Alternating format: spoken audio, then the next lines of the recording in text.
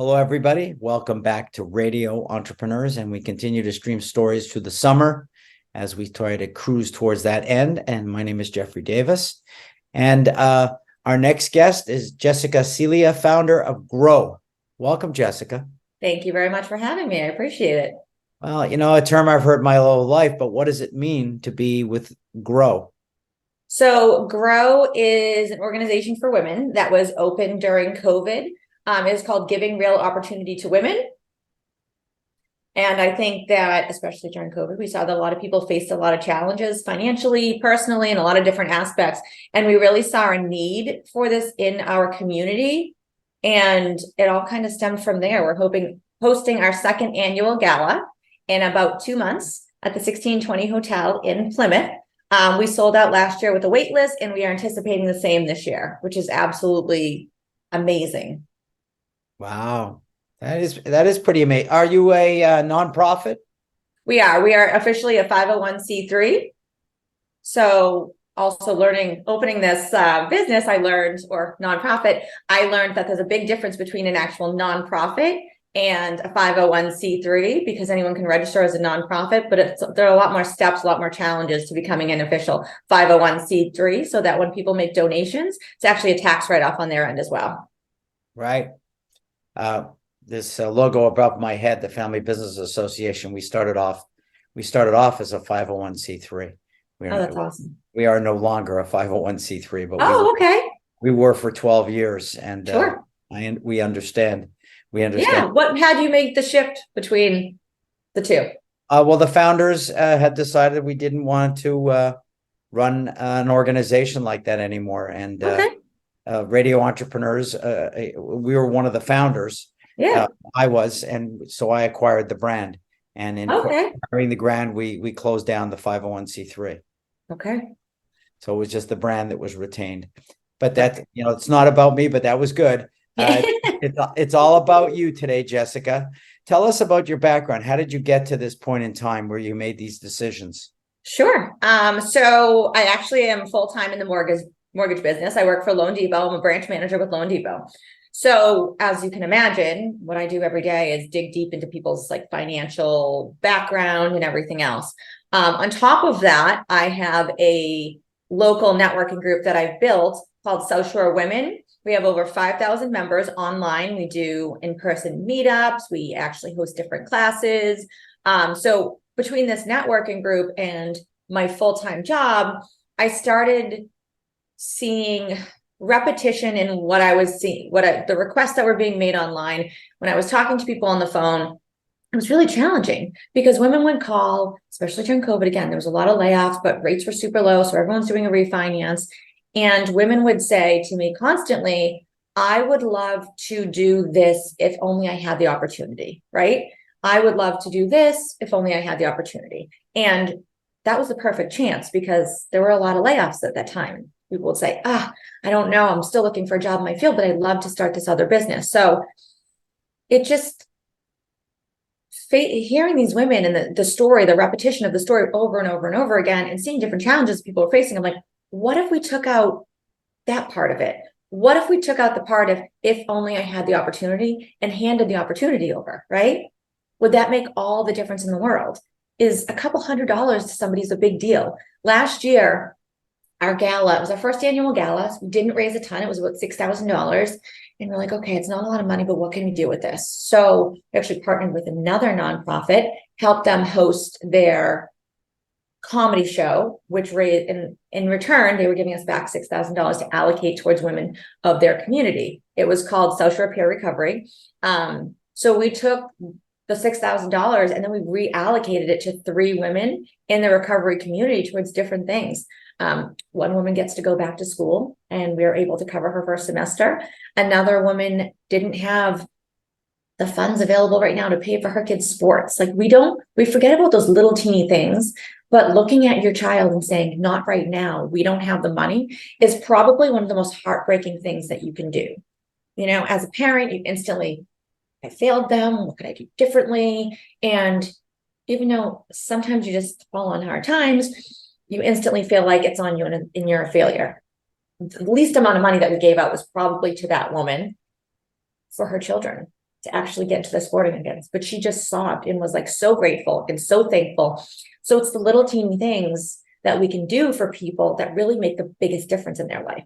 And that, like, it makes me a little emotional and think about that, give her the boost and the confidence to kind of push on and say, okay, I can do this. Plus I have a community behind me. So I can keep going knowing that there's other people there to help support me. Well, I think the validation for you is that you have 5,000 women who are We have 5,000 women. Because to build an organization and in 1 year have 5,000 women says that there's a real need out there. And I would assume that you have, and I think this is the opportunity, problem satisfying the full need that your community has. Yeah, I think this year we're hoping to raise a lot more money. We added a different avenues. We'll sell out our gala at about 170 to 175 people again. This year we actually add sponsors. We increased our ticket sale prices. We increased our table sale costs, and we're also offering raffle items as well. So bare minimum, we should be able to double our costs. I mean, we can do things that are free too. We've done free business coaching for people. I'm always happy to do that. I have other people willing to. We offer free branding seminars. We're going to be doing a social media class. We're doing a panel event on how to build a business where we're creating an actual booklet to hand to women to say, here's your A, B, and C. Because again, in my full-time business and mortgages, see women all the time who started a business. And I'm like, where's your business insurance? And where's your bank account? And where's this and your taxes? And they're like, I don't know, everybody Venmos me. I don't really know how to do this. Can you help me? And I do. But then I thought, what if we created something so that they can have this step-by-step manual without it being a book that's 1,000 pages on how to build a business simply, right? How to go from scratch to becoming exactly what you've been looking for without having to go through all the trials and tribulations for the next 5 years. So we've done a lot of things for free. I mean, we had a girl that was really struggling with depression during COVID, young girl, 16 years old. And she was hospitalized a couple of times. When she got out, really close with her mother through a business relationship. And I just said, hey, what if we did something nice for her? It's really hard to feel good on the inside if you feel really crappy on the outside. So we actually set up this photo shoot for her, got a professional photographer, professional makeup artist. We sent her shopping for a whole wardrobe for the day. And we took her out and did beach photos. Her mother said, and then we created this big, beautiful video for her. And her mother said the change she saw that day was a bigger impact than she ever could have imagined. She finally saw herself as beautiful. She started having a little bit of confidence, and she felt like she could face the world again. Oh, this is how the world sees me, because she saw herself very differently. So there's been a lot of other things that we can do that don't actually come down to finances. I mean, to be honest with you, most of those services were donated outside of the clothes we purchased. So for a few $100s, we were able to take this teenage girl and build her up into a brand new woman. That's a very, very nice story. And that's what it's all about. It's about trying to help these women get that little leg up, step up over a hurdle, and how you can do that. And I think that's great. And you say now that you're finding some corporate sponsors for what you're doing? So we're finding some different sponsors now. Again, this is our second year, so it's still a lot of moving parts. Our number one goal is to fill the room, because the more people that hear the message, the bigger the impact we'll do. So our focus is always on ticket sales, ensuring that we're going to have a full room.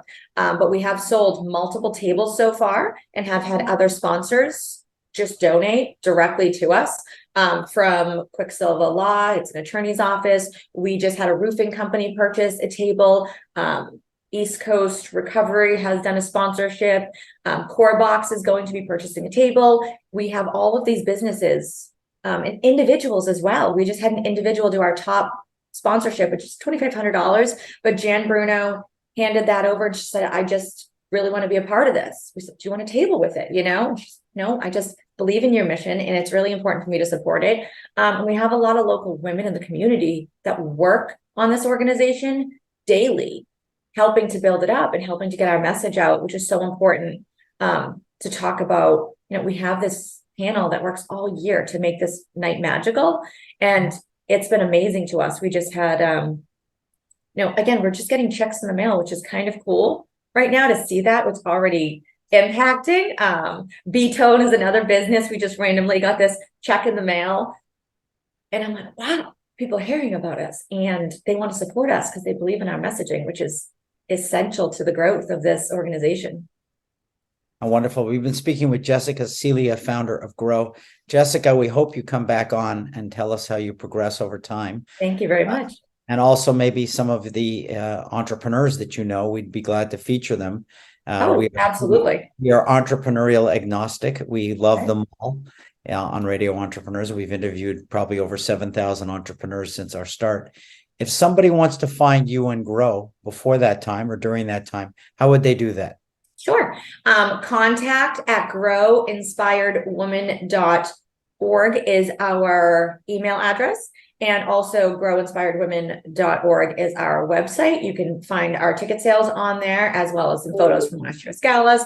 We're going to be adding some different testimonials pretty soon. Our sponsors are on there as well. So if you want to be sponsored, we'd love that. We also have a Facebook page and an Instagram page, Grow Inspired Women. And you can find us in multiple different avenues. If you want to reach out to me directly, my cell phone number is 617-407-2524. Call, text. I'm always available and would be more than thrilled to connect with anybody in regards to this organization. And for those who want to know, since I've read your bio, you also have a puppy at home and you love dominating the mortgage industry. I think that's great. And I have a dog. I have 3 kids. I have a husband. I, again, have a full-time job and have been able to create this on the side with the help of a lot of incredible women in the community. Super mom. And we look forward to seeing you again on another episode of Radio Entrepreneurs.